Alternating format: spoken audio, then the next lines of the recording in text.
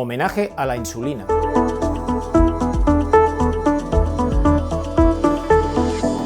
Vamos a hacerle un homenaje a la insulina. ¿Por qué? Porque hace 100 años, en 1922, a Jonas Thomson, un paciente con diabetes de tipo 1, le inocularon un extracto del páncreas de perros y funcionó, y fue capaz de sobrevivir, porque es que hasta entonces la diabetes de tipo 1 era una sentencia de muerte.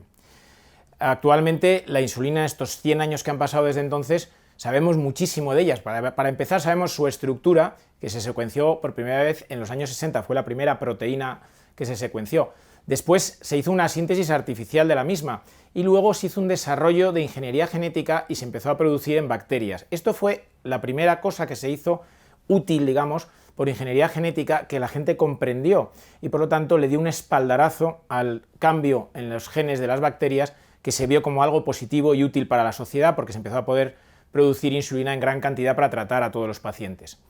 La insulina, como digo, es un péptido que se segrega en el páncreas por las células beta, pero hay personas en las que estas células no existen y no las segregan, son las diabetes de tipo 1, y luego normalmente en la edad más avanzada se produce la otra diabetes, que ocurre porque las células receptoras de insulina que están en sangre pues se vuelven resistentes a este péptido.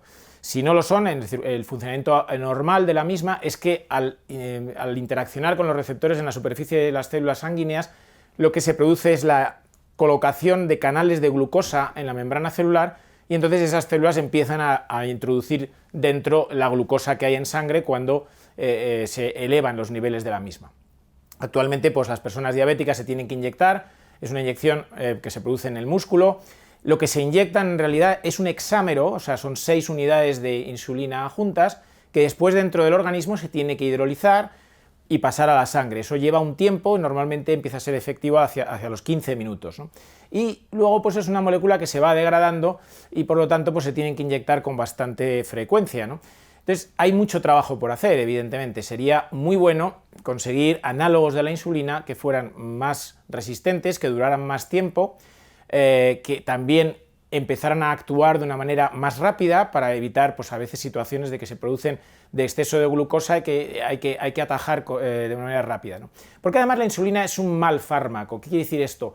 Pues tiene una ventanita que va entre la dosis eficaz necesaria y la dosis tóxica, que es muy pequeña. Entonces es relativamente fácil quedarse corto de insulina y en ese caso pues suben los niveles de glucosa en sangre y esto puede llevar aparejado pues problemas a largo plazo, cardiovasculares y de otro tipo. Pero es peor lo contrario, es decir, cuando tenemos un exceso de insulina, lo que puede ocurrir es una hipoglucemia, falta de glucosa, y entonces ahí puede acabar una persona en estado comatoso e incluso morir. Por lo tanto, hay que siempre andar con cuidado con esto. Sería muy bueno desarrollar, y hay mucho esfuerzo que se está realizando en esto, moléculas que actuaran rápido, que fueran más estables durante más tiempo, reduciendo la cantidad de pinchazos necesarios y además pues que tuvieran una ventana terapéutica más amplia. ¿De acuerdo? Hay otra cuestión. Bueno, el objetivo final ideal sería disponer de un mecanismo, de un dispositivo que actuara automáticamente al detectar elevación de los niveles de glucosa en sangre y entonces pusiera en la corriente sanguínea pusiera cantidades de insulina o de su análogo. Se están desarrollando algunos parches que tienen detectores de glucosa y en función de eso pues inyectan insulina. Se están desarrollando moléculas que son miméticas y que también pueden llevar receptores para detectar la cantidad de glucosa y volverse activas. Es decir, hay mucho trabajo que está en marcha, pero desde luego el problema no está ni mucho menos solucionado.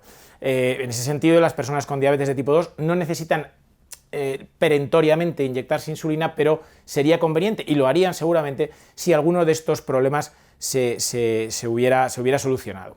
Bueno, en cualquier caso, hay que felicitarse, ¿no?, de avances como este, y hay que hacer un pequeño homenaje a compuestos como este, que han salvado la vida de muchísimas personas, que han permitido vivir con bastante normalidad a miles y miles, millones de personas, y que además, pues de camino, a lo largo de este tiempo, han ayudado al desarrollo general de la ciencia, porque la insulina ha sido pionera en muchos puntos de su evolución a lo largo de este siglo que tiene de vida entre nosotros.